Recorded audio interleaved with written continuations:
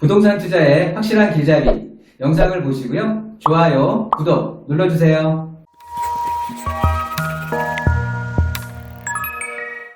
자, 이번에 문자 주신 내용들 좀 살펴보겠습니다. 뒷번호 8863번 쓰시는 시청자분께서 다산신도시 법원 검찰청 부지 맞은편에 1층 상가를 보유하고 있습니다. 이거 계속 가져가도 괜찮을까요? 라는 문자를 주셨는데요. 신도시의 1층 상가, 투자 목적으로 접근하셨겠죠. 이사님, 이거 좀 계속 가져가도 괜찮은 부동산일까요?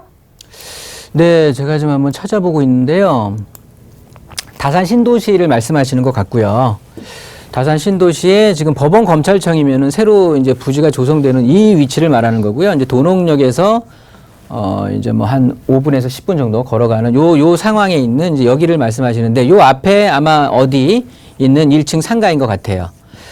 요거를 이제 보유하셨다고 하니까 근데 지금 향후가 어떨까? 즉 근데 저는 이쪽의 상황 자체가 지금 보유하고 계신다고 하면 굉장히 어려운 시기 다 지나왔다고 표현이 되는 거거든요. 무슨 소리냐면 이 법원 검찰청이 이제 착공이 들어간 거예요. 그동안은 나대지라고 해야 될까요? 부지만 상으로만 있다가 그냥 계획만 있었어요. 그러니까 이쪽에 짓기 위해서 그러면 주변에 또 다른 건물들도 들어갈 텐데 그러기 위한 어떤 그 인부들이라고 해야 될까요? 그런 분들 그 종사하시는 분들, 건물 짓는 분들, 건설 인력 같은 분들이 뭐 들어가서 뭐 한바 식당이 됐든 뭐가 됐든 주변에 굉장히 좀 어수선하고 진짜 이게 뭐지? 막 이런 상황에서 보유하셨다라는 건 굉장히 미래를 좀 내다보시고 투자를 하셨다는 건데 당연히 지금까지 보유하셨다고 하면 앞으로도 계속해서 보유하셔야 되는 거고요. 전망 자체는 굉장히 좋습니다. 왜냐하면 상가 같은 경우는 우리가 흔히가 좀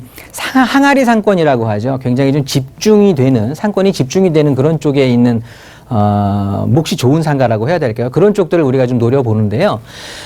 이제 신도시가 되는 거죠. 신도시가 되면서 당연히 이제 서울 쪽에 직장처를 둔 사람들이 어떻게 보면은 좀 배드타운이다? 그렇게 좀 보실 수가 있겠는데요. 그러다 보니까 실제 이제 다산 신도시 같은 경우 아니면 미사 신도시라든가 이런 쪽에 보면 사실 이제 아파트 가격들은 제 가치를 봤는데 상가들은 조금 힘들 수밖에 없을 거예요. 왜냐하면 낮에는 다 가는 거예요. 서울로 일하러 갔다가 저녁에 이제 와서 하게 되면은 소비하는 시간도 굉장히 적을 뿐더러 즉 필요한 것들, 즉 아이를 키울 때 예를 들어서 뭐 학원이라든가 병원이라든가 이런 필요한 것들만 먼저 들어가게 되고 그 이후에 이제 어떤 소비 지향적인 업체들이 품목들이 좀 들어가게 되는데 임차를 들어가게 되는데 이런 지역 같은 경우는 지금 필수적인 곳들은 다 지금 차에 있을 거고요. 그렇지 않은 곳들은 굉장히 공실에 대한 위험도 클 거고 아니면은 임대료를 낮춰야만 들어오게 되는 그렇게 좀 고민이 되실 수도 있을 거거든요.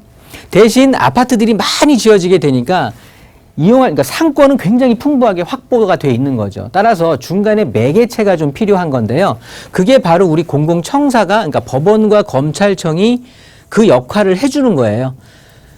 낮에 계속해서 법원, 검찰청, 민원인들 계속해서 왔다 갔다 하면은요, 이 주변에 굉장히 화랑이 될 거고요. 지금 이제 공사를 시작했다고 하니까 앞으로 오히려 시간이 지나면 좋아질 일만 남았지, 나빠질 일은 하나도 없을 거거든요. 그러니까 지금까지 버텨오셨으니까 앞으로도 그러면 충분히 보유하셔라. 그래서 그 이익을 충분히 실현하셔라 라고 의견 드리도록 하겠습니다.